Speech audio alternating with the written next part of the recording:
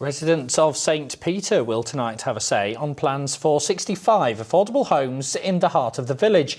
It's a proposal that was rejected last year because it would involve building on agricultural land against the island plan. But the Constable of St Peter is bringing the idea back to help more families get on the housing ladder.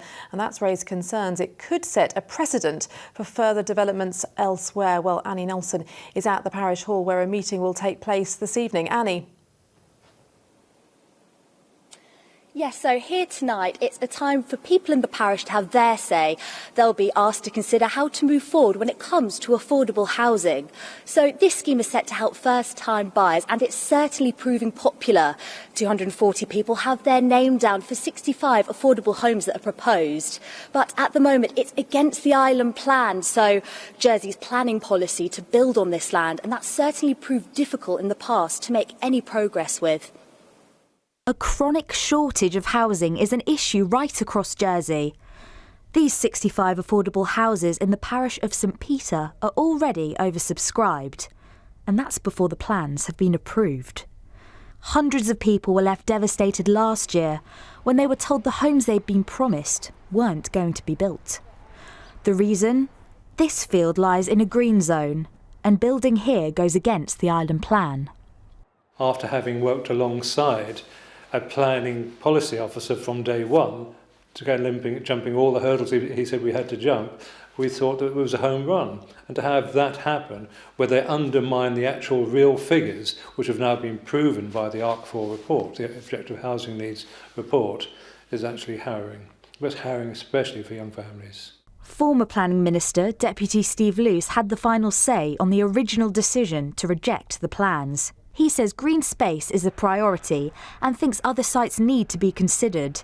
He's lodging his own amendment to move the development back so the proposed field will be used to create a village green. Surely the old proposition had challenges and the new proposition is exactly the same, and the same challenges will be there. And one of the things that was said was that the village green, which the parish were asked to provide, a green open amenity space in the middle of this scheme, just wasn't there. They say it is, but it's a very, very small area which will have very little benefit to anybody at all. And it's something that's a hot topic in the parish.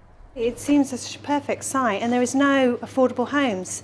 There's all these lovely granite homes here, there and everywhere, but nobody can afford them. What I'm against is you specify that that is a green belt and then you change your mind and build on it.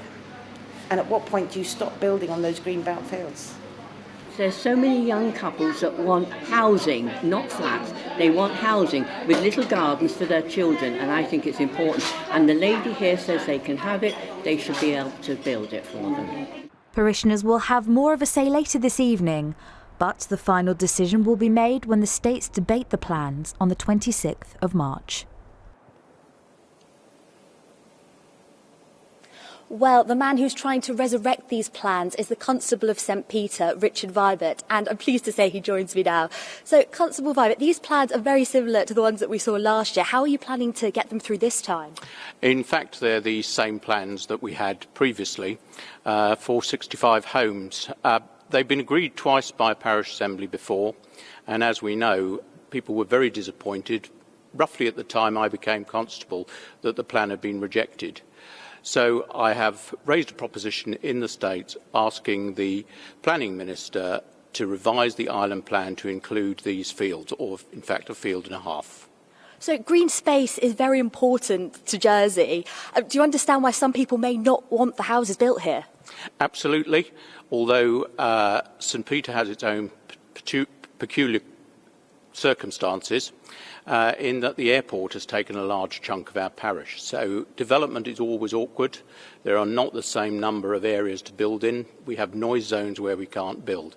So inevitably we have to look at some greenfield sites. And how important is this development for the parish of St Peter?